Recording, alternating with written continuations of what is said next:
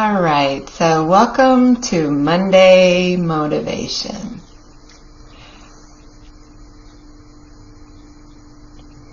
If you've ever felt like your own worst enemy is living in your mind, you're not alone. So today we're going to talk about something that affects every single one of us, whether we realize it or not, and that's our own inner critic. Many times I have felt like my own worst enemy, and maybe you can relate. My name is Terri.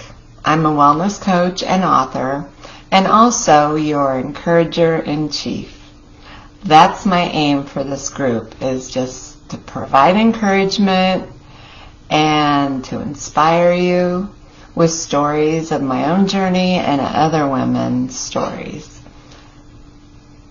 So I want you each to know that you are not alone.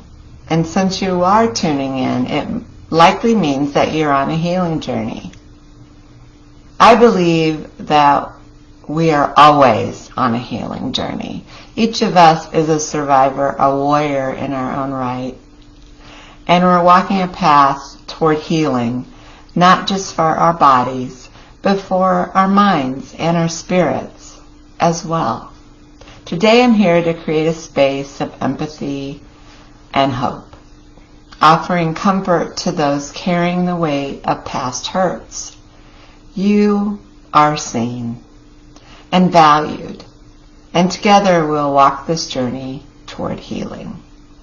I'm calling this session Unmasking the Inner Critic, because we're going to pull the veil back on those sneaky thoughts that try to wear us down. You'll learn how to identify the negative self-talk patterns that might be running quietly in the background of your mind and impacting your life. And then we'll talk about how to start rewriting that script so you have control and feel like you are in better control of your own mind.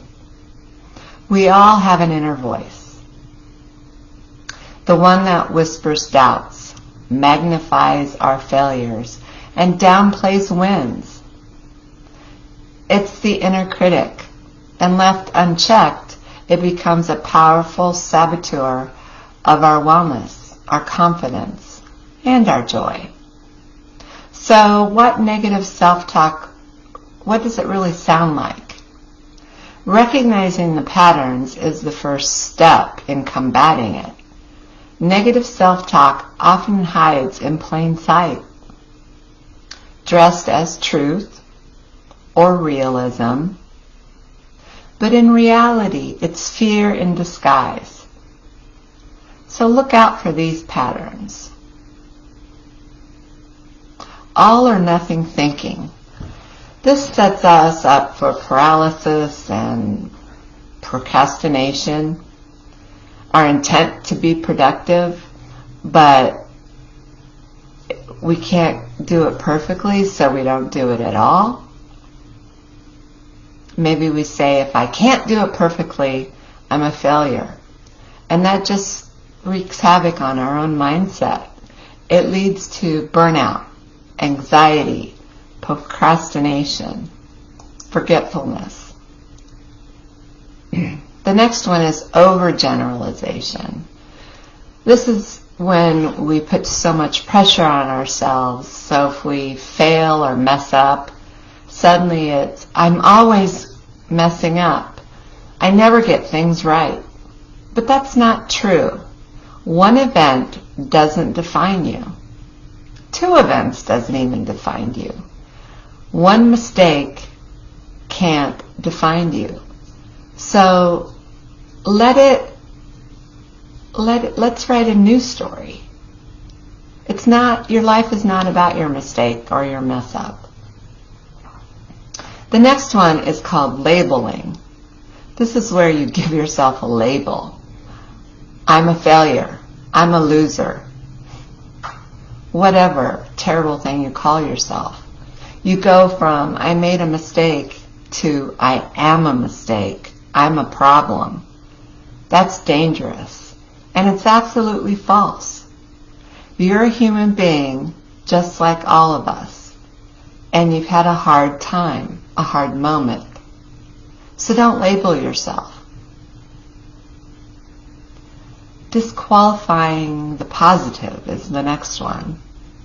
This is when you're reflecting on good news, but you might say, it was just luck, or I'm not that fortunate, so next time it won't be good news, or something crazy like that.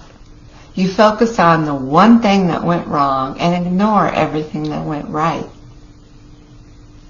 You know, most things do go right in life. But I know we go through seasons of time where everything we touch breaks, or everything we try to do doesn't work out. But you are showing up and you're doing the work. It has nothing to do with luck. The last one is mind reading, and I think this is a big one. At least it has been for me in my life. This is when you assume others are judging you or thinking the worst of you, but you don't have any proof of that. That's fear talking. It's not fact. It's your mind making up stories. This is one I dealt with for years. It was a time when I felt unfounded judgment coming from some family members. I felt I was being treated unfairly.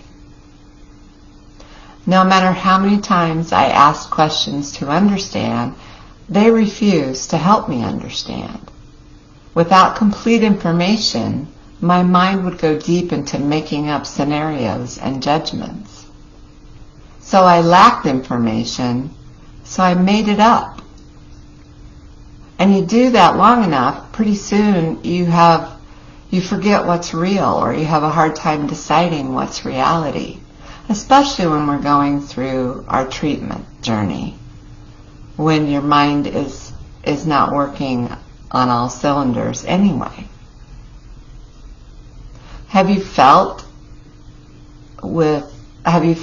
this way before, or dealt with a similar situation where others are judging you?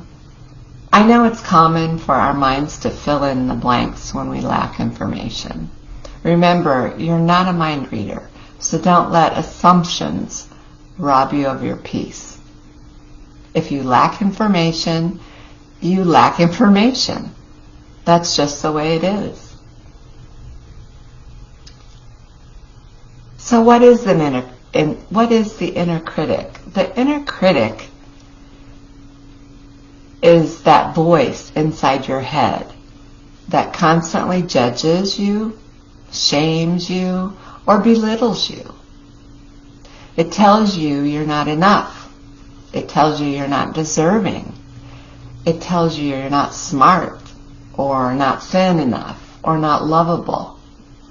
It speaks in absolutes and in fear. But here's the truth. It's all a lie. The inner critic is not your truth teller. It's often your wounded protector. Especially having gone through what we've all been through, any sort of trauma is going to leave you feeling wounded, and your inner critic is going to protect you. Some may call it your ego. But we need to push that ego down, that inner critic away. It really doesn't serve a purpose in our personality. It's developed to try to shield us from failure, shame, or hurt. But it can do more harm than good. If we don't confront it, it becomes our default voice. It becomes a way of life. And let me be real with you. The voice will always hold you. It'll hold you back from the growth you seek, or from whatever you're trying to do, like healing or freedom, whatever it is that you're seeking. whatever is possible for you. That internal critic will hold you back. So let's get practical. How do we manage that? How do we know when the inner critic is speaking? Well, I encourage you to grab a journal this week and write down anytime you hear those types of thoughts. Awareness is the first step to freedom. I'm willing to bet that we each do it at least once a day, maybe even more.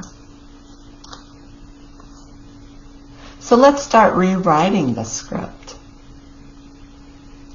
Now that we've talked about unmasking our inner critic and tracking when it happens to us, what do we do next? Here's where the real work begins. You challenge the voice with truth.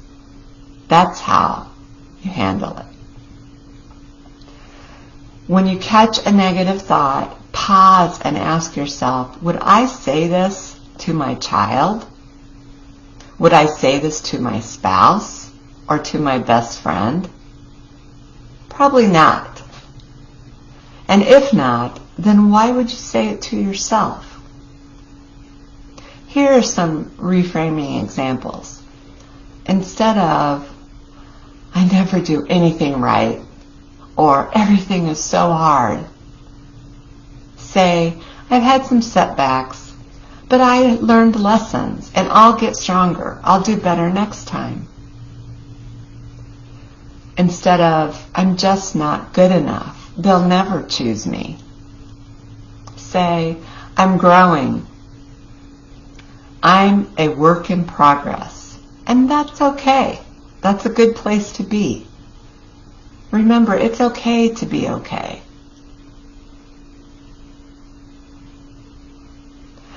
Speak to yourself with compassion rather than condemnation.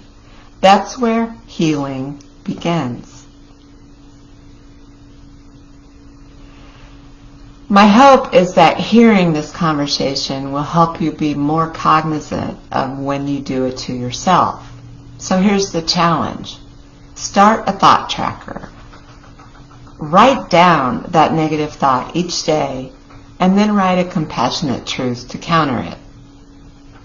These small steps will lead to deep healing. Wellness starts with what you whisper to yourself. You were not created to live under the weight of a harsh inner critic. You were created to experience joy and growth and freedom. Let's replace criticism with courage. With great, let's encourage or change. Let's change shame. Let's change shame into something less negative.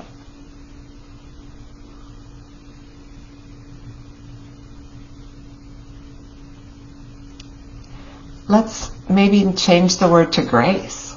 Give ourselves grace when we honestly do something wrong. Forgive yourself. That's grace. When you feel fear, think about your faith. Faith that something will turn out correctly, that will go right. If this has hit home today, please put a heart in the comments. I see some already.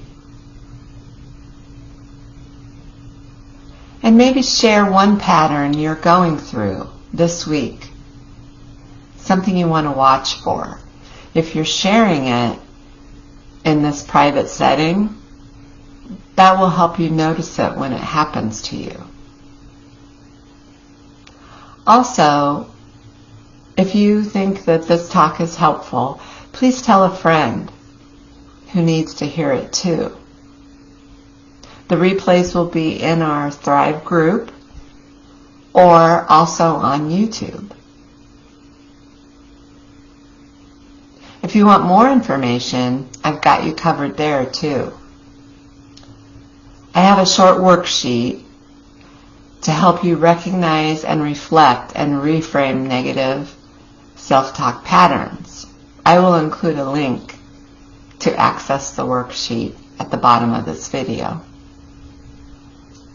So until next time, speak the truth, walk in grace, and be kind to yourself.